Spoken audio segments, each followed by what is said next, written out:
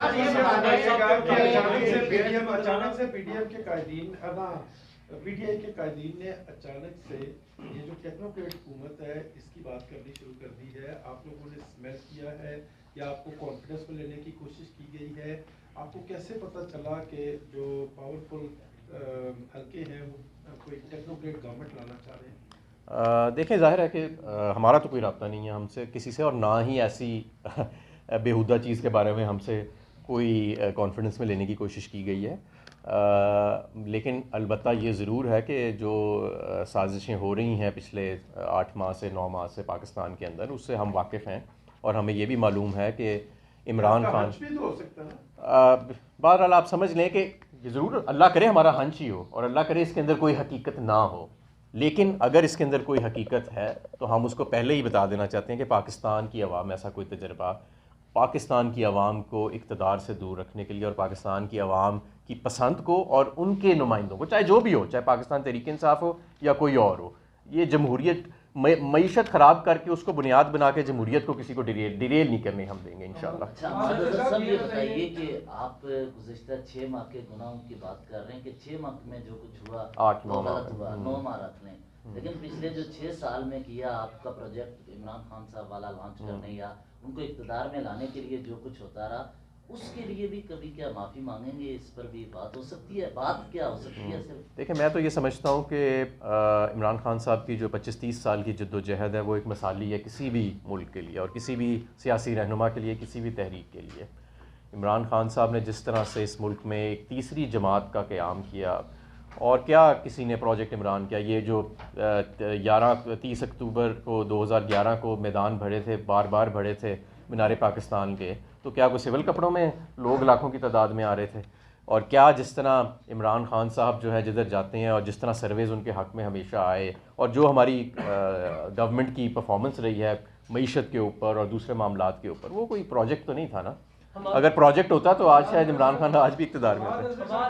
2022 ختم ہونے والا ہے، اس سال کو آپ کیسے دیکھتے ہیں پاکستان تحریک انصاف کے لیے؟ اس میں آپ کو اقتدار سے بے دخل کیا گیا، لیکن اقتدار سے بے دخل ہونے کے بعد پاکستان تحریک انصاف نے جو مقبولیت حاصل کی، پھر عمران خان صاحب پر قاتلانہ حملہ بھی ہوا، اور اب جو صورتحال ہے، اس پورے سینیریو کو اس سال کو پاکستان تحریک انصاف کے لیے کیسے ڈیفائن کریں؟ دیکھیں پاکستان تحریک انصاف کے لیے یہ جد و جہد کا سال تھا، سخت جد و جہد کا. ہمارے اوپر بڑی سختیاں آئیں، ہمارے گھروں میں داخل ہوا گیا، چادر اور چار دیواری کو پامال کیا گیا، ہمارے سینئر رہنماؤں کو برہنہ کر کے مارا گیا، ان کے بچوں کے سامنے مارا گیا، ہمارے قائد کے اوپر قاتلانہ حملہ ہوا، ان کو گولیوں سے چھلی کیا گیا، اور ہمارے کارکنوں کو گولیوں سے چھلی کیا گیا، کچھ ہمارے کارکن اس دوران شہید بھی ہوئے. یہ سال دیکھیں مقبولیت ایک اپنی جگہ، لیکن میں سمجھتا ہوں پاکستان اس ایک سال میں جو یہ تجربہ ہوا ہے، پاکستان کئی دہائیاں پیچھے چلا گیا، اور یہ پاکستان کا تاریک ترین دور تھا. جس طرح یہاں پہ بنیادی حقوق کو منجمد کر کے ضبط کیا گیا، ایسا ماشاء اللہ کے ادوار میں بھی کبھی نہیں ہوا. اور میں سمجھتا ہوں کہ آپ صحافیوں کے سامنے آپ دیکھیں جس طرح صحافیوں کو ہراساں کیا گیا، ارشد شریف کو شہید کیا گیا اسی دور کے اندر، یہ ایک تاریک ترین دور تھا. اور لیکن اس دور کے اندر اگر کوئی چھوٹی موٹی برائٹ سائڈ دیکھی جائے تو وہ یہ کہ لوگوں نے اصلیت دیکھ لی سب کی، اور لوگوں نے اب فیصلہ کر لیا ہے کہ اگر یہ ملک آگے جائے گا تو جمہوری طور طریقے سے جائے گا. اور اب تجربے اور پولیٹیکل انجینئرنگ اور یہ ابھی بڑی مایوسی ہے ویسے میں آپ کو یہ بتاؤں عام عوام میں، لیکن میں عام عوام کو یہ بتانا چاہتا ہوں کہ ہر رات کے بعد صبح طلوع ہوتی ہے، اور جتنا اس وقت تاریک اندھیرا ہے تو شاید قدرت کو یہ منظور تھا کہ ایک مرتبہ اتنی تاریکی آئے تاکہ پورا ملک ایک پیج پہ ہو جائے، اور پھر ایک الحمدللہ ہم متحد ہو کے ایک نئی صبح اور نئی طلوع صبح کی طرف ہم آگے صاحب ڈار صاحب کے مطابق آپ کا جو طرز عمل ہے وہ غیر جماعترانہ ہے، اور آپ اپنے سیاست بچانے کے لیے جو ہے بیانات سے ملک میں غیر یقینی کی صورتحال پیدا کر رہے ہیں. دیکھیں اسحاق ڈار صاحب پہلے تو جا کے بات کریں ان بین الاقوامی کریڈٹ ریٹنگ ایجنسیز سے، موڈی سے بات کریں، فچ سے بات کریں، اسٹینڈرڈ اینڈ پور سے بات کریں، جنہوں نے پاکستان تحریک انصاف حکومت کے جانے کے بعد پہلے تو پی ڈی ایم کی حکومت کو بی پازیٹیو سے بی نیگیٹو لے کے گئے، اور اب ٹرپل سی پازیٹیو پہ مزید نیچے پاکستان کی ریٹنگ کرا دی ہے. تو کیا وہ بھی سازش کر رہے ہیں اسحاق ڈار صاحب کے خلاف؟ دوسری بات یہ کہ جو ہمارے انٹرنیشنل سواپس ہیں جو پوری دنیا میں ٹریڈ ہوتے ہیں، وہ ان کا 5% تھا credit risk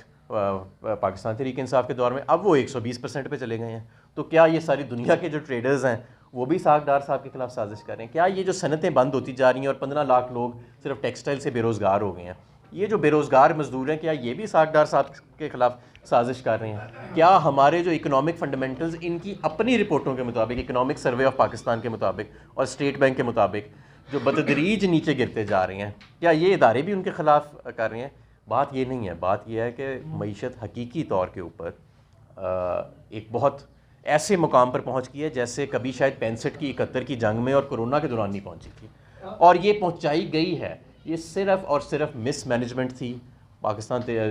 P D M حکومت کی، اور میں آپ کو بے شمار بلنڈر گنوا سکتا ہوں۔ کیسے یہ آئے 2 مہینے انہوں نے آئی ایم ایف سے پہلے بات چیت نہیں کی، فیصلہ نہیں کیا کہ جی ہم نے حکومت کرنی ہے کہ نہیں کی، ایک بچگانہ سے پہلے بجٹ پیش کیا، پھر اس کو واپس لے لیا، پھر ایک امپورٹ بین لگا دیا لگژری آئٹمس کے اوپر، اس سے مارکیٹ میں ایک علیحدہ پینک آ گیا، پھر کہا کہ جی قطر سے اربوں ڈالر آ رہے ہیں، وہ ڈالر نہیں آئے، پھر کہا سعودی سے پیسے آ رہے ہیں، وہ پیسے نہیں آئے،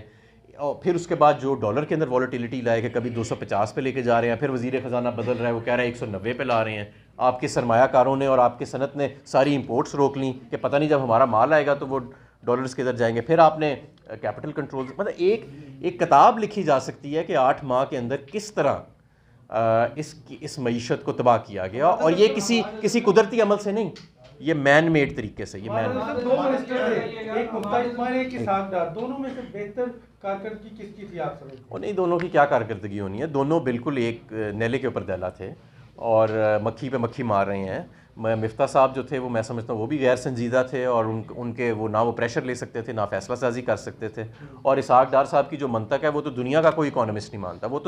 وہ تو بار بار پاکستان کی معیشت کو تباہ کر چکے ہیں۔ جی آپ یہ بتائیے گا کہ یہ گزشتہ 8 ماہ نکال کر خیبر پختونخوا کے اندر جو ہے وہ کیوں تاریخی ترقی نہیں لا سکی پاکستان تحریک انصاف؟ میں سمجھتا ہوں بہترین ترقی ہے خیبر پختونخوا۔ آج جو اے این پی کے دور سے آپ کمپیئر کریں اور آپ کمپیئر کریں، خیبر پختونخوا میں زمین آسمان کا فرق ہے۔ 2018 میں جب آپ آئے، خان صاحب مشغول خان صاحب نے کہا کہ ہم نے ہوم ورک نہیں کیا تھا، اب کی بار آپ لوگ بہت زیادہ موٹیویٹڈ دکھائی دے رہے ہیں۔ اگر آپ دوبارہ آتے ہیں انتخابات کے بعد، عوام آپ کو لے کر آتی ہے، تو کیا روڈ میپ ہے، کیا آپ لوگ؟ دیکھیں ہمارے پاس ایک ایسی ہماری جتنی بھی ٹیم ہے وہ ایک ہے جنہوں نے تمام وزارتیں دیکھی بھی ہیں اور ان میں ڈیلیور بھی کیا ہے، اور آپ کو پتہ ہے کہ پاکستان کے اندر جو آپٹمزم تھا مارچ تک، اور جو ایک معیشت کے اندر وائبرنس تھی، وہ پہلے کبھی نہیں تھی۔ تو یہ ساری دن رات ہمارے بہترین منصوبے، ہم نے 2018 کی معیشت کو اٹھایا، ہم نے کووڈ کے دوران معیشت کو اٹھایا، ہم نے ایک سسٹینیبل گروتھ پاتھ کے اوپر معیشت کو ڈالا، مختلف شعبوں کے اندر ہم نے سکسیسفلی نیویگیٹ کیا مشکل حالات کے اندر۔ تو ہماری ٹیم ہے وہ الحمدللہ اس قابل بھی ہے، اور وہ اس کے پاس تجربہ بھی ہے کہ ظاہر ہے دیکھیں یہ ایک دم نہیں ہوئے گا، اس کے لیے دن رات محنت کرنی پڑے گی، فیصلے کرنے پڑیں گے، اور یہ ایک مشکل عمل سے ہمیں گزرنا پڑے گا، لیکن یہ وہ عمل ہے جو آپ عوام کی حمایت کے بغیر اب اس ملک کو اس کے پیروں پہ کھڑا نہیں کر سکتے۔ بہت شکریہ۔